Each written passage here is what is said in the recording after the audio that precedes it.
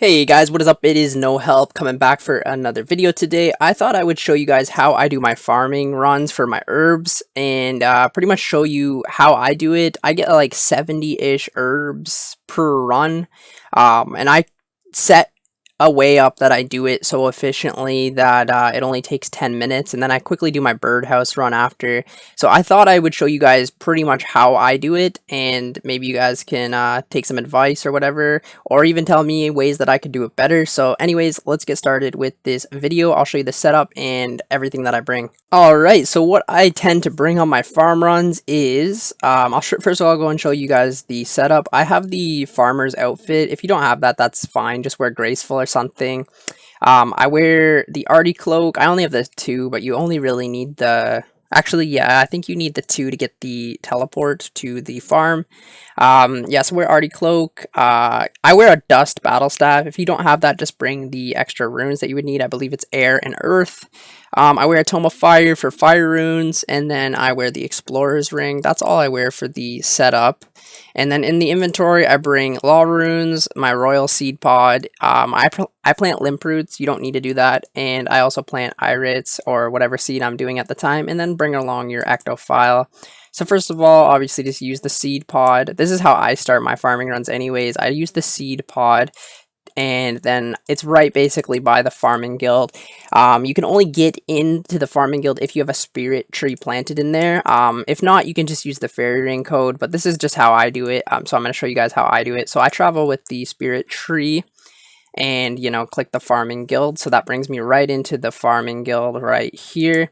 And right away, I just go to the tool leprechaun and take out my spade, my seed dibber, my secateurs, and I have the bottomless compost bucket. If you don't have that, then just bring out your other composts. So I have 30. That should be enough for this run. So yeah, the first thing I do when I get to the farming guild, I'm not going to check my other trees right now. This is just my herbs and stuff. First thing I do, though, is I check my contract.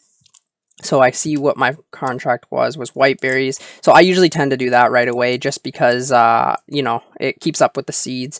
If you're not an Ironman, you don't have to do this, or maybe you just want the extra money because a lot of the time he'll give you an herb to plant so that I can right away, plant it right away. So I always do the hard contracts. Depending on your level, do whatever you can.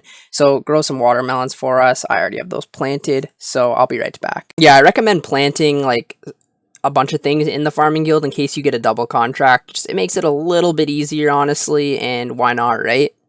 So I'm going to go ahead and get another contract, and maybe we'll get a seed one this time.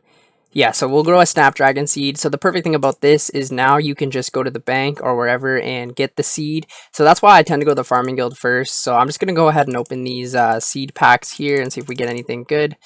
We got Toadflax Seed. And that's about it. So we got a Quim and a Toadflax. So what I will do now is just grab the Snap Seed for my next contract out of my bank. And then put in the Toadflax, put in the Quim, I guess the Hespori Tree Seed, and everything else I can just go ahead and put into the seed vault. So I'm going to go ahead and plant that Snapdragon. And I'll be right back. Actually, I'm going to put these seeds in there first. I put all the seeds into the seed vault. So now we're going to go ahead and start the first patch, which is right here in the farming guild. I'm going to go ahead and pick these herbs up. And that's going to be the first patch. So yeah, pick all these. You might be able to hear my mouse in the background. Sorry about that. It is faster to spam click these and grab the seeds. So yeah, then go ahead and plant the one for the contract. And then while we're in the farming guild as well, there is some more money to be made with farming runs. So what I will do is also grab my limp. And then also you can grab white berries and potato cactus. So I'll be right back. Alright, so once you have picked the potato cacti and the white berries, what you can also do is use this to go to the monastery right here. And pick the other white berry patch, and you'll get just a little bit more money. You don't have to do this, but you might as well, especially if you're an Ironman, get those secondary ingredients. Also, while you're here, you can quickly charge your prayer again if you need it. Just a quick tip. After this, I will use the ectophile and head to the next farming patch that I usually go to, which is up here. So you're just going to want to, after there, run east, or sorry, west and you'll be at the next patch, which you can go ahead and pick your herbs and your limp root if you choose to do limp root. Right after this one, I usually go to the one on Zaya. So you can put your house in Zaya, or you can use the Xerix talisman, and it's quicker actually to use the Xerix talisman and just teleport right there. But if you have your house there anyways, you could just go ahead to this patch right here and pick your herbs. Alright, so the next two I have in my house. If not, you can get teleport tablets for them, but you can go ahead and make this in your house. It costs 100 teleports, but it's worth it if you do farm runs quite a lot. So I have the Troll Stronghold teleport in my house, as well as the Weiss teleport in my house. So for the Troll Stronghold one, if you have the diary, the Fremenic tasks, you can actually just use the shortcut and it goes right up to the farming patch. But if not, you just want to run inside the cave here and then go into the first room here where you fought this guy in that one quest. I forget what the quest was, but then I don't know. And then you run up these the ladder here and you're at the next patch. So it's pretty easy. It's worth actually using it. It's only the herb patch though, so you can't plant the flower patch or whatever. Also with the explorer's ring, you can use energy to 3 times a day to get up to 50% energy again, so it's pretty useful. And the same thing again, I just use this, go back to my house to get to the other teleport with the portal here. If not, you can just make the teleport tablets. It's really easy, but I recommend getting it in your house because over time it'll save you time collecting everything. But yeah, use this patch.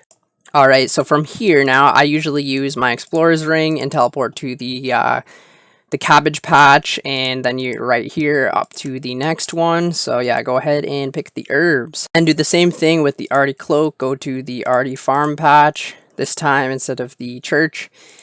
And yeah, so far we got lucky, none of them died. I go ahead and save the Camelot one for last because it is close to a bank. I mean, you could do the farming guild last too if you really want, but I just like to do that one first to check the contracts and things like that, and maybe I'll get more tree seeds or whatever to plant. Yeah, so then you go to Camelot right here, and it should be the last patch. I know there is one more patch in the game. I don't have it unlocked yet, so that's why I'm not covering it. But yeah, so it's 7 out of the 8 patches anyways, so yeah, use this here, and then right after you're done, there is a bank right here, so you can go ahead and do the Birdhouse Run right after.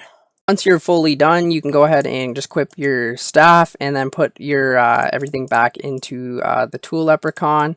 So I'm going to go ahead and quickly just show you what we made from that like 7-8 minute trip. So we got 74 Lantidimes, which is over 100k, 40 limp roots, which is another 37k, white berries, extra 13k, and potato cacti. So 175k in 7 minutes is really not too bad at all.